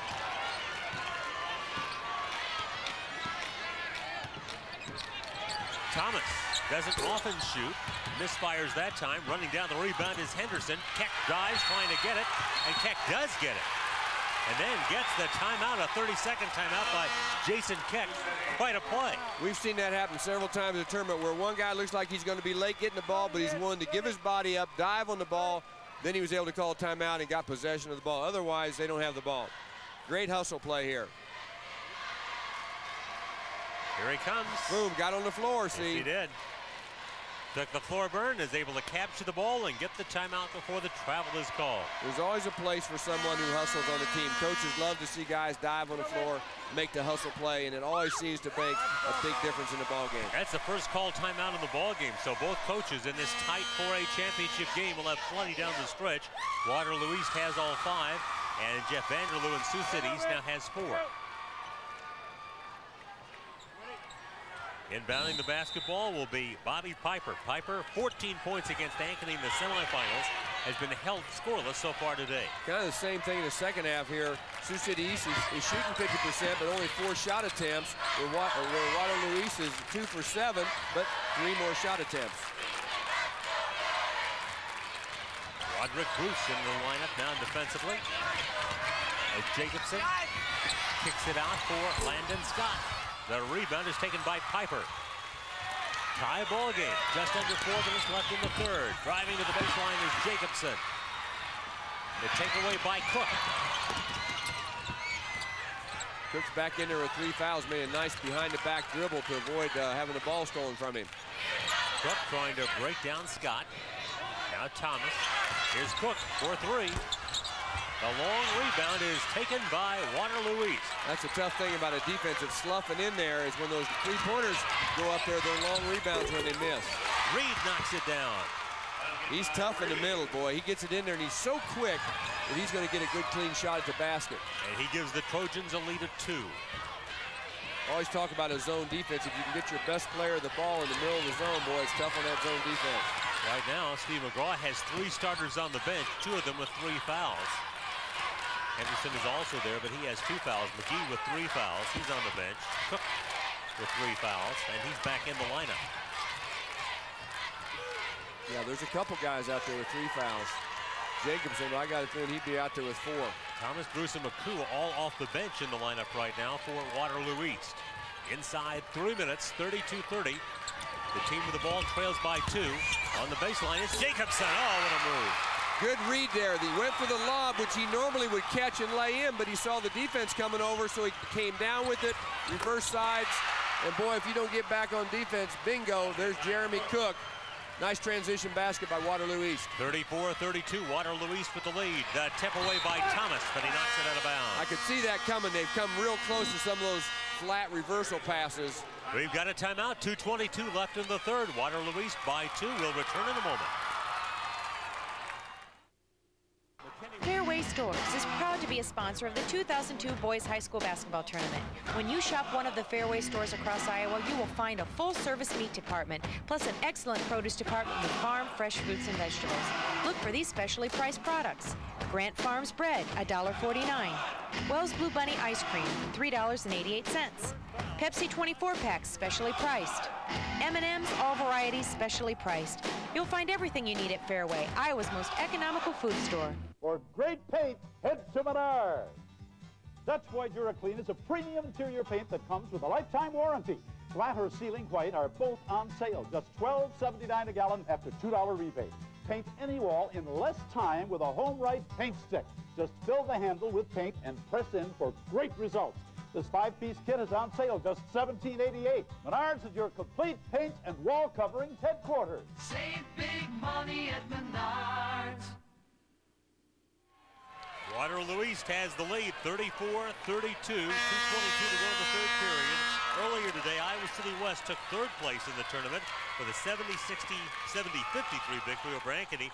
James Ebert wrapped up a brilliant career as Iowa City West #2 all-time scorer, 26 points. Justin Wick had 24.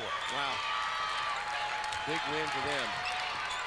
Neat that they came back after a disappointing loss and played so well. That's good job by Coach Bergman having them ready to play. Black Raiders down by 2 with the ball.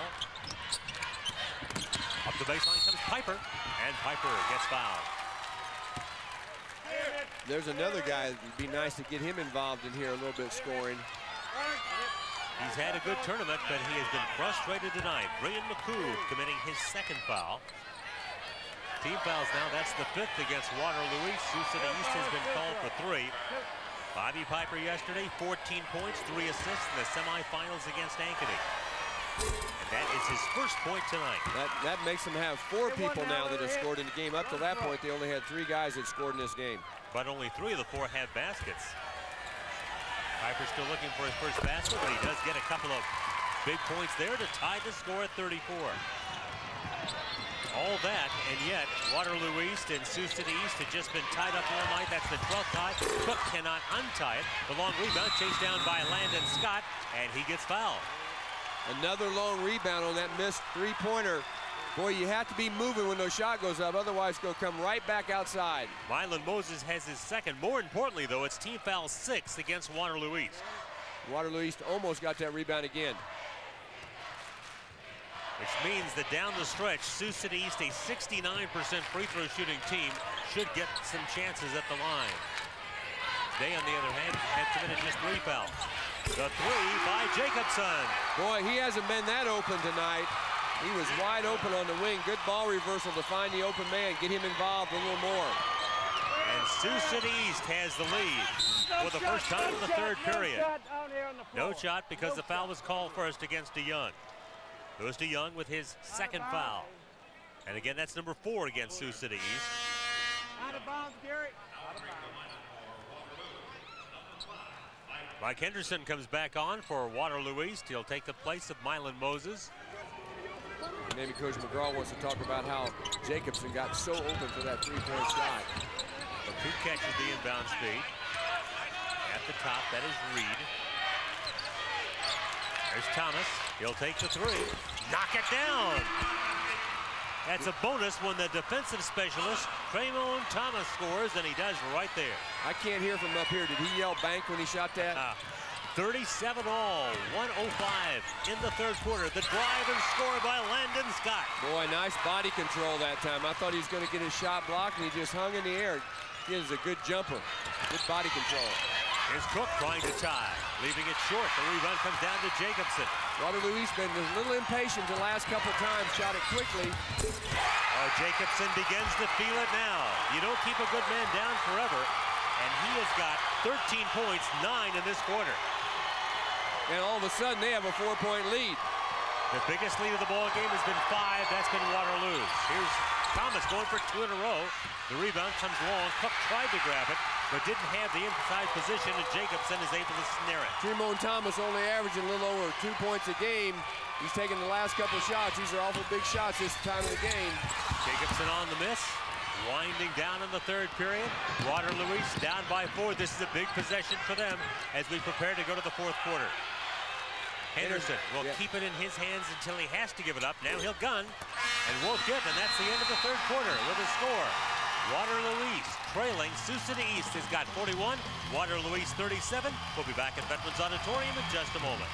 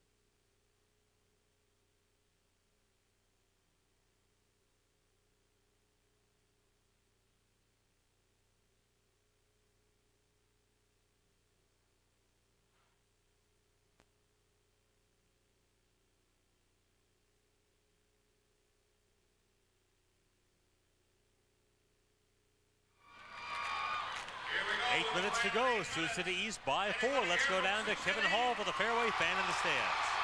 Well, it's a big night for this Fairway fan in the stands. I'm here with Mike Bourne, a former basketball player at West Des Moines Valley. Mike inducted into the Iowa Hall of Fame tonight. Congratulations. Thank you very much. It's a great night. Former head coach of the Des Moines Dragons. Tell us a little bit about what you're doing now. Well, I'm currently coaching for the Kansas City Knights. I'm down associate head coach, and it's in the ABA 2000. It's a second-year league. And it's a terrific league, similar to the Des Moines Dragons minor league level that basically guys are trying to move on to play in the NBA. Mike, congrats on that Hall of Fame induction. We have a nice gift bag for you here, courtesy of Fairway. Thanks a lot. Larry and Jim, back up to you. All right, Kevin, we're down to the final 7:50 in regulation, and Mylan Moses scores for Waterloo East and makes it a 43. Actually, Piper, that was Piper. Piper, excuse me. And that's his first basket. I believe he had a couple free throws. That really jacked up Sioux City East now. You can see the energy level on their defense even pick up as they finally scored a few baskets. A 6-point lead now for Sioux City East. Their biggest lead of the night. Taking it to the baseline is Carlton Reed, and he gets fouled. Get a look at that last basket by Bobby Piper. Great pass, boy. It looked like he was going to charge, and he was able to drop the ball off to Piper. And you saw Mylan Moses. I call Moses just remembering him going over the top. But it was Piper who scored. It's a 6-point ball game. Sioux City East did not lead between the 3:25 mark in the second period and their lead late in the third quarter. Waterloo East held the lead, but it was a tentative lead at best. The zone has worked for Sioux City East. They force some outside shots. Oh, there's a charge. Henderson gets his fourth foul, I believe. Foul. It is number 4 on Mike Henderson. See, that zone's so packed in, you can't drive to the basket. Great defense that time. They got 4 guys in the lane all the time. So real foul problems now for Waterloo East. Henderson with 4, Cook with 3, McGee with 3. And for Sioux City East, Keck's got 3 and Jacobson's got 3. But again, Henderson with 4 with 7:15 left to play. A 6-point lead for Sioux City East, and they are in the bonus for the final 7:15 because that was team foul number 7. The free throw shooter will be Jason Keck. Here comes Tremont Thomas back into the lineup for Waterloo East. And with 4 fouls, Henderson will go out. Talk about what a great game this has been. Only 1 turnover in the second half for either team. And it just seems like Sioux City East has finally broken through a little bit scoring-wise, and that's helped them on his own defense. They're more active on their defense, too. Keck on the miss, the long rebound. Keck fighting for it. He tumbles out of bounds. He collides with Moses. Let's see what the call will be. Unbelievable play. He jumped up in the air, caught the ball, and hit it off. Look at this. Hits it off the back of the other player. Great presence. And they got Moses for his 3rd foul. So now, this is a challenge for Waterloo East now. They've got to hang in there, come back, pick up their defensive intensity, and take a little bit better shot, and they'll be okay. Still plenty of time left, but if they don't, they're going to be in trouble. Sioux City East has the lead. We'll return in a moment. My name's Kerry Klemecki, and I change light bulbs. Kerry Klemecki is one brave man. It does get kind of windy up here. But would Kerry Klemecki ever be brave enough to get car insurance without a State Farm agent? Car insurance with no State Farm agent? Now that scares me. When it comes to car insurance, be like this State Farm customer and get an agent you can rely on. Bad bulb, good bulb. Plus competitive rates. Woo! Fairway Stores is proud to be a sponsor of the 2002 Boys High School Basketball Tournament. When you shop one of the Fairway stores across Iowa, you will find a full-service meat department, plus an excellent produce department with farm fresh fruits and vegetables. Look for these specially priced products. Dr. Pepper and 7-Up, half-liter 6-packs, 5 for $11. Doritos, 2 for $5. Hot tamales, 88 cents. Girly salted and shell peanuts, 88 cents. Jolly Time popcorn, specially priced. Fairway, Iowa's most economical food store. Sioux City East got their biggest lead of the game, 43-37. Look at this effort by Milan Moses and Jason Keck. Wow, just a great presence to be able to hit that ball off the defensive player as he's fallen out of bounds. And Moses wound up with a foul, sending Keck to the line. Keck free throw, not good. And going high to pull it down for Sioux City East for Waterloo East is Milan Moses. Shooting percentages have remained about the same. Sioux City at a good percentage, 52%. Waterloo East still in the low 30s. Reed on the miss, strap for the rebound. The follow is there by Jeremy Cook. Nice tip by Jeremy Cook. Use both hands. Good lesson for young kids. Grow up with 2 hands, so if you get bumped on that offensive tip, you can get it in the hole. 6:48 to go, 43-39. Sioux City East with the ball and the lead. Traveled, sure did. He just moved, took 2 steps before he dribbled. Sioux City East has won 1 state title. That was in 1934. Waterloo East has won a pair, 1974 and 1990. 10 turnovers for Sioux City East there. That's an unforced turnover too, but it's not one that causes a layup at the other end. Carlton Reed on the baseline to McGee, back to Reed. 6 minutes, 20 seconds to go in the 4th period. Waterloo East trying to cut a 4-point deficit. There's McGee off the baseline, gets the roll. Touch. Big senior comes through with a big basket for it, cuts it down to 2. Good timeout for Coach McGraw a minute ago, got his team under control. And here's a foul against Milan Moses, trying to take it away. Let's get another look at that tip in a moment ago by Jeremy Cook. Nice job of going to the glass, being patient, staying right in front of the goal, and got it in the hole for him. Let's make the last foul on Carlton Reed, and it's his first. So to the free throw line goes Ben Jacobson. He had an 11-point 3rd quarter after being held to 2 free throws in the second quarter, and no points in the 1st quarter. Well, we talked about early in the game, you know, they were so good on him for the 1st half, and then we thought, can they do that again, or will they get a little tired and lose him? And they lost him a couple times. He's got it going now. He's kind of back in the groove. Hard to keep a player that good down for very long. 45-41, Sioux City East with the advantage, 6 minutes to play. McGee giving it up to Reed.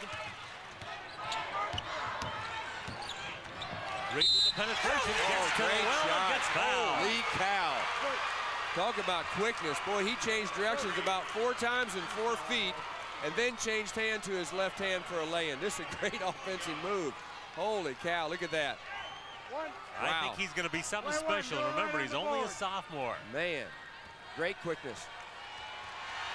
And he zigzagged his way through that tight zone defense, too. And he knocks down the free throw, and it's a one-point game. 45-44. Waterloo East has pulled back to within one on the three-point play by the sophomore Carlton Reed. Waterloo East in a man-to-man. They tried to run a lob play for Jacobson, but they did a nice job of switching it. Kept him getting open on a lob play. Jacobson being guarded by Cook now. This is Scott going baseline on Reed. DeYoung had a thought, didn't go, and that hesitation cost him. 3 seconds, 3 seconds. I think his teammate, maybe it was Piper, thought he was going to shoot it and was going to position himself for rebound, and he decided not to shoot it. Yeah, it's understandable though. You got to turn. You would figure you'd turn and look for the rebound. Waterloo East tries to regain the lead. 5:10 to play. This is Cook getting his defender into the air, but not able to finish the shot. And Keck pulls out the rebound for Sioux City East. Good rebound by the little guy, Jason Keck. Inside 5 minutes in the 4A championship game. Sioux City East got to do a good job running their offense here. Scott guarded by Reed.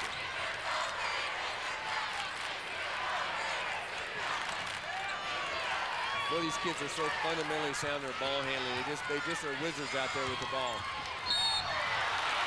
Going for the steal for Waterloo East, and committing the foul in the process is Moses. Good try, almost had it, but Jacobson was able to turn a little bit and catch the body there and draw the foul. That's number 4 on Moses. So Steve McGraw's got some concerns now. Henderson on the bench with 4, Moses right now in the game with 4. And Jacobson has been outstanding at the free throw line tonight. Jacobson does a nice job handling the ball. He has long arms. He keeps the ball low to the ground on the dribble, so when somebody tries to steal it, he can be much quicker with the ball. He's missed his first free throw, has hit his next 8. Ben Jacobson 17 points, 15 in the second half, and his team now leads by 3.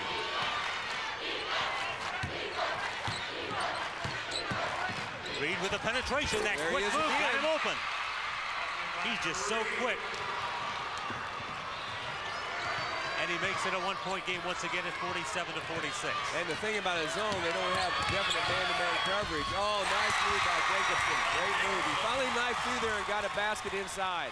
19 for Jacobson, 49-46. Sioux City East with the advantage. Midway through the 4th quarter. McGee against DeYoung. Blocking foul. That's close. That's close. That should be the 7th on Sioux City East, and it will send McGee to the line. Here's Carlton Reed again. The problem with the zone is no one really has man-to-man coverage, and so they just hope people don't drive, and he's kind of found a seam in there. When you're in that zone defense and your man's in that area, you got to guard him like it's a man-to-man defense. Steve McGraw has decided this is the time for Mike Henderson to re-enter the lineup with 4 fouls. So Henderson comes in. Brian McCoo will also come in for Tremont Thomas. But there is Mike Henderson. 7 points tonight, averages 15 with 4 fouls back in the lineup. McGee, the only senior starter, has really stepped up big in the semifinals and again tonight. I think this is Waterloo East's best group to have in the game right now. I think they got the best athletes in there and some good offensive players, good quickness on defense. And the senior calmly knocked down a couple of free throws, and it is 49-48. Sioux City East by 1 point. 4 fouls on Henderson, and he's guarding Jacobson. This is going to be tough when he goes to the basket. Didn't want to foul him. Henderson has to let him go.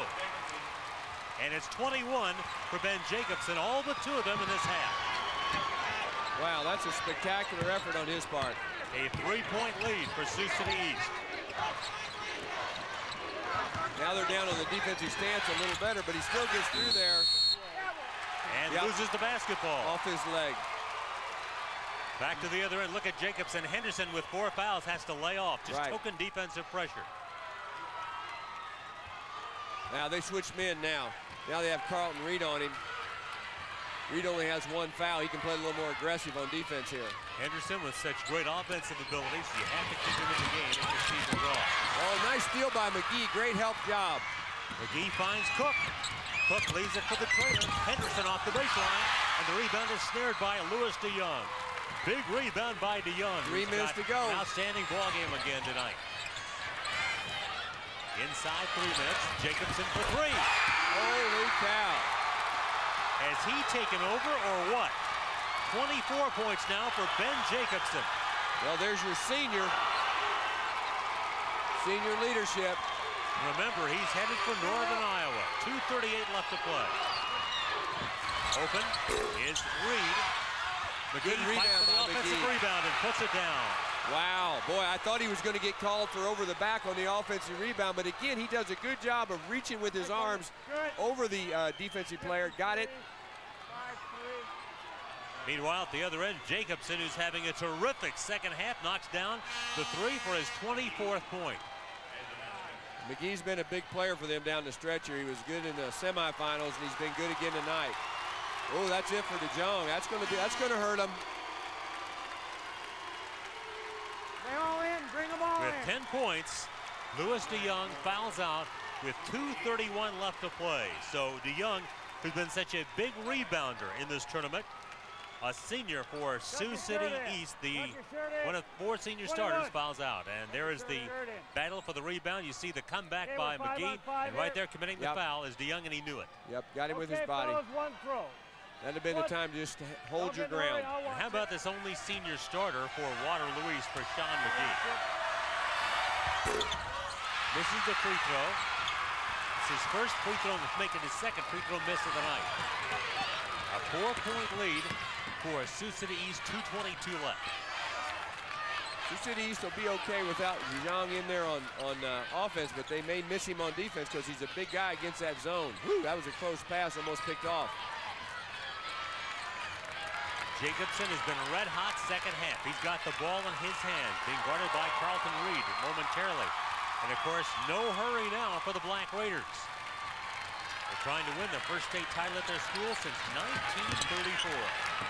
Under 2 minutes to go, 4-point lead. Piper playing keep away from steal. Thomas. The steal. Got a breakaway. Oh, the pass too long. And stumbling into the bleachers is Sean McGee. Well, I hope he's okay. He went effort and went about 12 rows deep, but he is okay. Gets right back and comes onto the court. The 6'6", 215-pound senior has really worked hard for Waterloo East. Good steal here. McGee knocks it away. Thomas gets it and just leads him too far. He gives it everything he's got to try to get it. It's a 4-point game, and we'll be right back. Yesterday, Megan says she's going to be a doctor when she grows up. Before that, she wanted to be a giraffe. Maybe she'll be a very tall doctor. Whatever she does, financial security will be the key.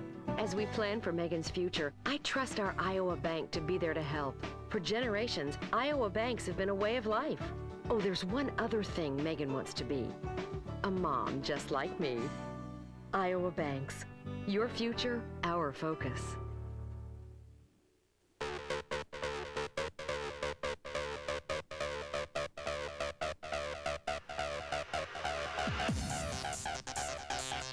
Secondhand smoke contains 63 chemicals proven to cause cancer, which can give new meaning to the idea of a killer night out.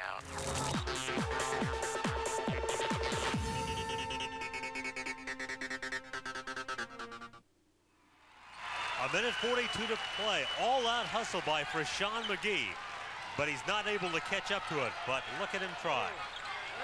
Second half, Waterloo East 25 points. Jacobson 22. Wow. The only other points, a basket by Piper and a free throw, a couple of free throws by Piper. Good defense by Bruce that time. Good pressure. Time, an ally of Sioux City East. They've got the ball in a 4-point lead, and they will use a timeout. 1:21 remains, and as far as timeouts left, Sioux City East will still have 3. Waterloo East has 4. And of course, Sioux City, a team that has had great basketball tradition, but not many state titles to show for it, had a chance to win 2 tonight. Sioux City Heelan defeated earlier tonight by Pella 61-53. And so now the Black Raiders are trying to become just the 4th team and only the 2nd in the last 68+ years to have won a state title. Well, you look 99, Sioux City West, the great Kurt Heinrich, and what a performance he put on. And you're seeing another great performance by a Sioux City guard tonight, Jacobson's just been outstanding in the second half. And to have such a poor scoring first half and not to get upset and not to force things shows you truly what a great player he is. 22 points in the second half for Ben Jacobson after being held to 2 free throws in the first half.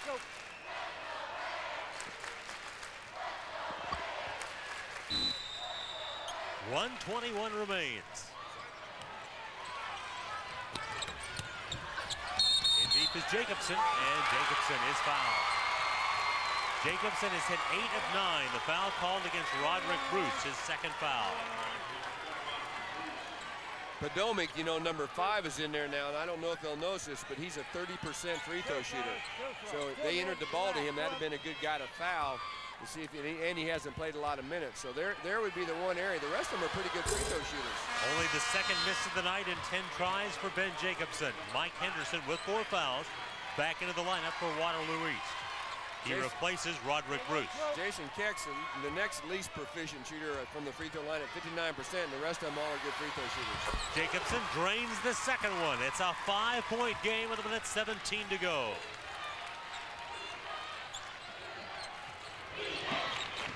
This is Cook. McGee posting down low.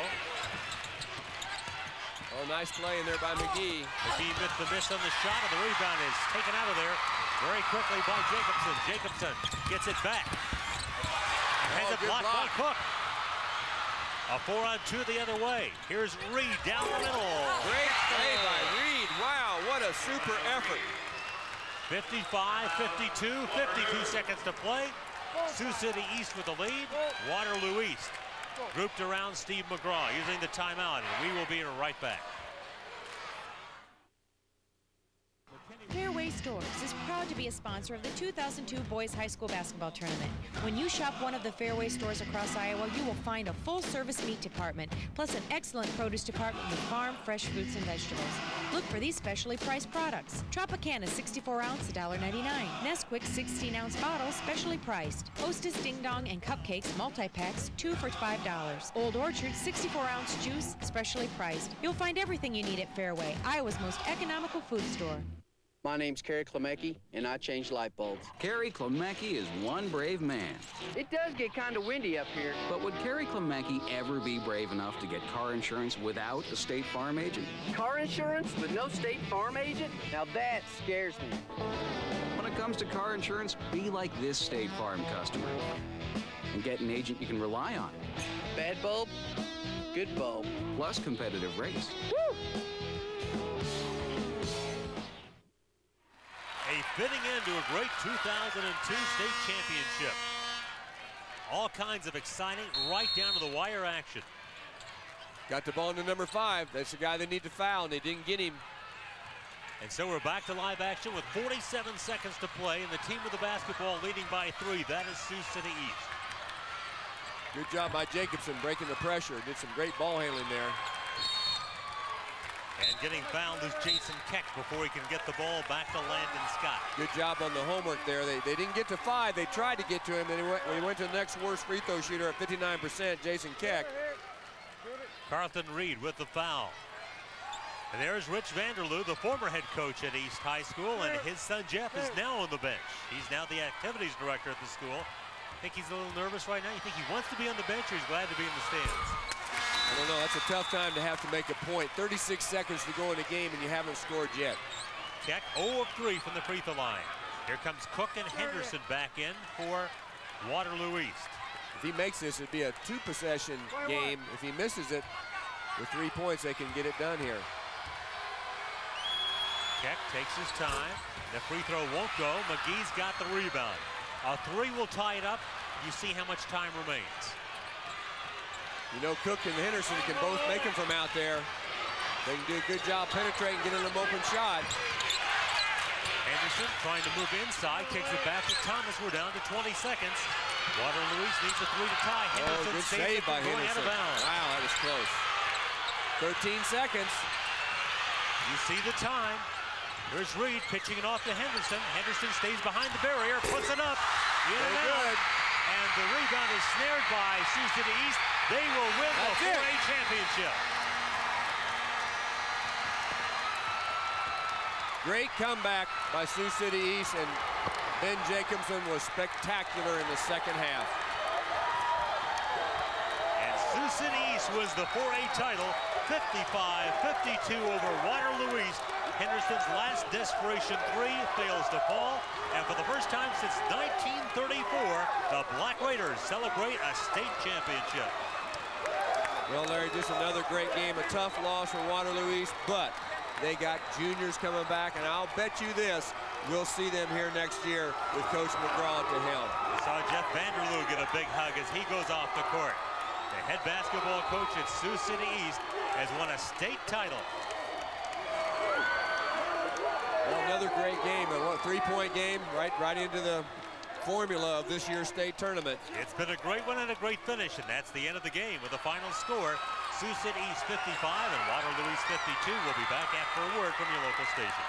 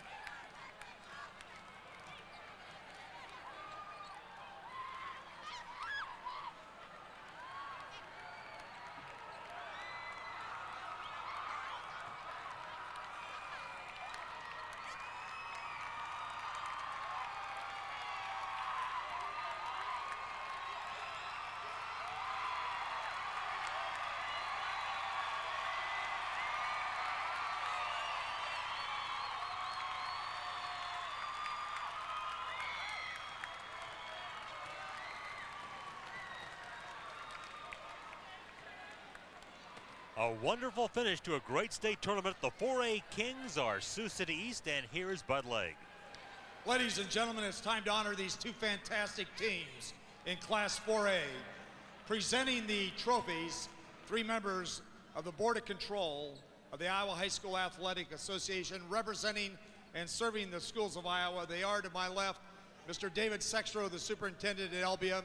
Standing next to him, Mr. Robert Tessar, the principal at Cedar Rapids Jefferson, and to my right, Mr. Chuck Van Heck, the athletic director at Muscatine. The entire tournament this year has been outstanding with the caliber of play, and you just saw a great example of it. Our runner-up team has been here 20 times, and gentlemen, you earned the respect and the admiration of everybody that saw you play. Our runner-up team, the Trojans from Waterloo East. Would you come forward along with your cheerleaders?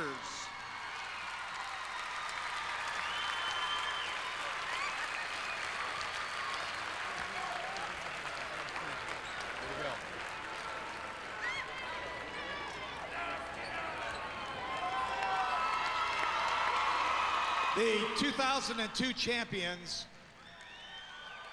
last won the state tournament 68 years ago, the Black Raiders and Sioux City East.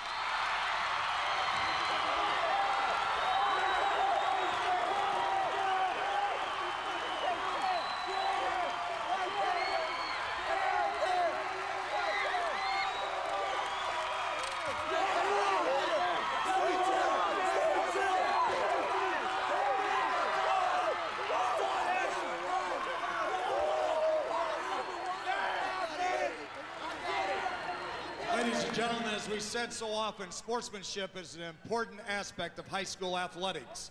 And each year at the state tournament, an independent panel of judges watches the participating teams, players, coaches, cheerleaders, and fans, and they select a sportsmanship winner. The trophy is jointly awarded by the Iowa High School Athletic Association, the Iowa Broadcasters Association, and the Iowa Newspaper Association. Hy-Vee Grocers of Iowa also contribute 2 $500 scholarships to the winning school, one for a boy and one for a girl. Here to present this year's award is Mr. Bill Grady, manager of radio station KBFD and Cool 92 in Fort Dodge. Your 2002 Sportsmanship winner, Sioux City East.